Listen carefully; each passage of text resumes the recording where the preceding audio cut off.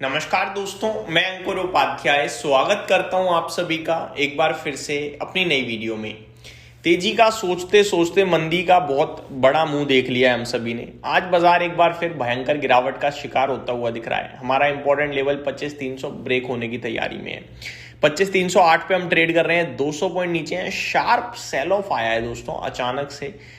With in our market अपने top से 176 points down है और अगर लाल निशान की बात करूं 188 पॉइंट्स डाउन है। हद से ज्यादा वीकनेस दिख रही है बाजार में, हद से ज्यादा। और इस वीकनेस के पीछे रीजन भी समझ में नहीं आ रहा। सबसे बड़ी परेशानी का विषय तो ये है। अब जब मैं बोलता हूं ना कि रीजन समझ में नहीं आ रहा तो कमेंट आता है डेड इकोनॉमी है, बेकार गवर्नमेंट है। कैसे कह सकते हो आप ये सब?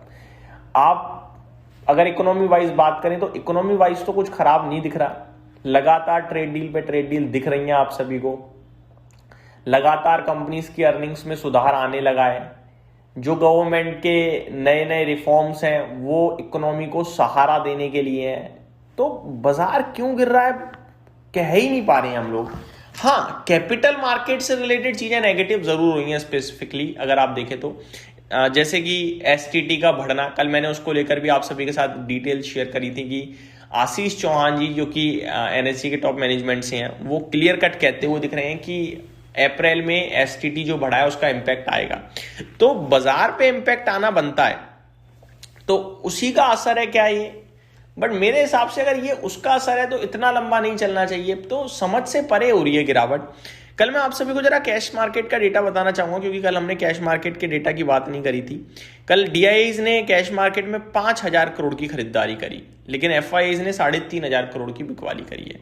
तो डेटा तो इतना खराब नहीं था, एफआईज की तरफ से खराब था, डीआईज की तरफ से अच्छा था, जो नॉर्मली देखते हैं हम सभी। फिर भी बाजार का अचानक से 200 पॉइंट गिर जाना बिल्कुल लास्ट भी नहीं है। 300 अगर तोड़ता है 25,300, जिसकी चांसेस प्रोबेबिलिटी हद ज्यादा दिख रही है, तो कहां जा सकता है ये सबका सवाल हो सकता है। मेरा मानना है जितनी देर हम 25,300 के नीचे टिकेंगे उतनी ज्यादा परेशानी बढ़ेगी। और फिर मेरे पास कोई अगला लेवल है नहीं दोस्तों एक्चुअली में 25,050 से पहले का।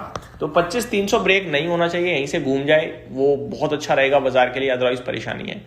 ऊपर से वीकेंड से पहले आप अचानक तेज गिर रहे हो, कुछ नेगेटिव डिस्काउंट करने की कोशिश कर रहे हो सकता है।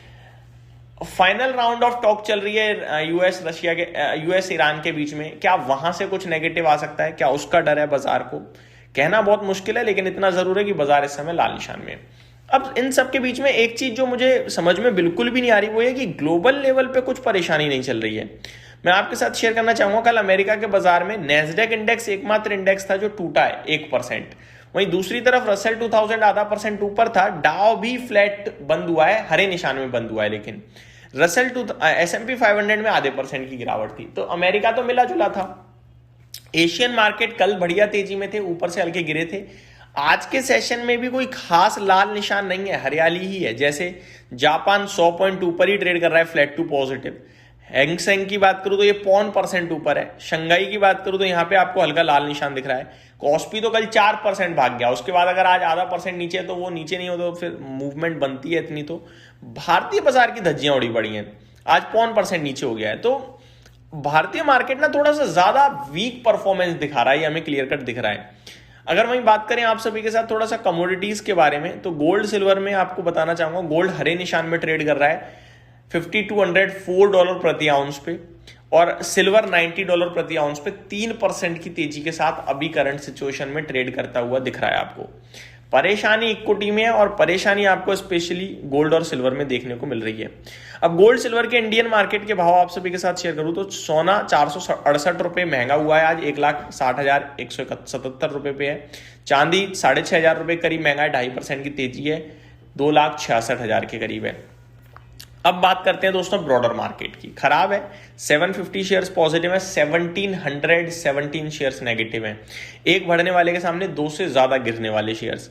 मिड कैप इंडेक्स 1% नीचे है, स्मॉल कैप इंडेक्स 0.9% नीचे है, bank Nifty 0.8%, Sensex Nifty 7.8% down. Broader market का सेल ऑफ है भाई साहब हेविली। आज एक आईपीओ लिस्ट हुआ है गॉडियम का, अच्छा लिस्ट हुआ है, 2% समथिंग ऊपर है। इस प्राइस के आईपीओ को ज्यादातर बाजार अच्छा रिस्पॉन्स देता है, लेकिन अभी तक उतना खास नहीं दिख रहा है इसके प्राइस में। मार्केट का मूड माहौल इतना खराब है, कहां से अच्छा दिखेगा। आईटी क्षेत्र आज थोड़ा हरे निशान में है, कल नेस्डैक में तो गिरावट थी, लेकिन आईटी अभी भी ½ % ऊपर दिख रहा है आप सभी को। मीडिया क्षेत्र हरी में है, बाकी सब लाल है। एफएमसीजी, ऑटो, रियल एस्टेट, यहां है आपकी ज्यादा मंदी।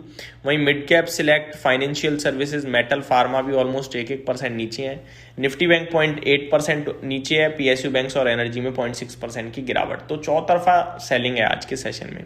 तेजी हो रही है रेडिंगटन में 10% ऊपर है। तेजस नेटवर्क कल की बड़ी तेजी के बाद एक खबर से आज अगेन 10% ऊपर कूद गया है।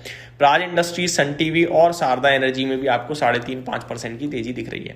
गिरावट हो रही है विशाल मेगा मार्ट में, 7% नीचे है। लेकिन अगर आप देखें आज इसमें एक ब्लॉक डील हुई है, प्रमोटर्स ने हिस्सा बेचा है, जिसकी वजह से ब्लॉक डील नीचे हुई थी डिस्काउंट पे, जिसकी वजह से शेयर नीचे खुला, लेकिन धीरे धीरे कोशिश कर रहा है रिकवर करने की। कोरोमंडल इंटरनेशनल 5% समथिंग नीचे है, बहुत अच्छा स्टॉक है दोस्तों ये। क्रेडिट एक्सेस ग्रामीण 4% नीचे है। एंजल वन टूट गया है 4%, कैम्स टूट गया है 4%। तो बड़ी सेल ऑफ देखने को मिल रही है अचानक से कुछ स्टॉक्स में। तो निफ्टी में 44 स्टॉक्स नेगेटिव हैं, केवल 6 स्टॉक्स हरे निशान में ट्रेड करते हुए दिख रहे हैं आप सभी को। सवाल उठता है क्या करें दोस्तों, मैं आपसे यही कह सकता हूँ अब क्या ही करेंगे इस भाव को। 25,300 का लेवल ब्रेक कर रहा है। ट्रेडर हो तो फिर मेरे को लगता है थोड़ा सावधानी बरतनी चाहिए, नीचे खिसकने के चांसेस ज्यादा दिख रहे हैं। लेकिन अगर आप एज अ इन्वेस्टर हो तो फिर मेरे को लग रहा है ये क्या हो रहा है बाजार में, क्यों हो रहा है, मतलब मेरे पास रीजन कोई बन ही नहीं पा रहा है एक्चुअली में। और बाजार है कि रुकने का नाम नहीं ले रहा है, लगातार खराब होता जा रहा है। अभी के लिए तो सिर्फ इतना ही, अगली वीडियो में स्टॉक स्पेसिफिक बात करूंगा। Thank you so much for watching this video. Have a great day guys.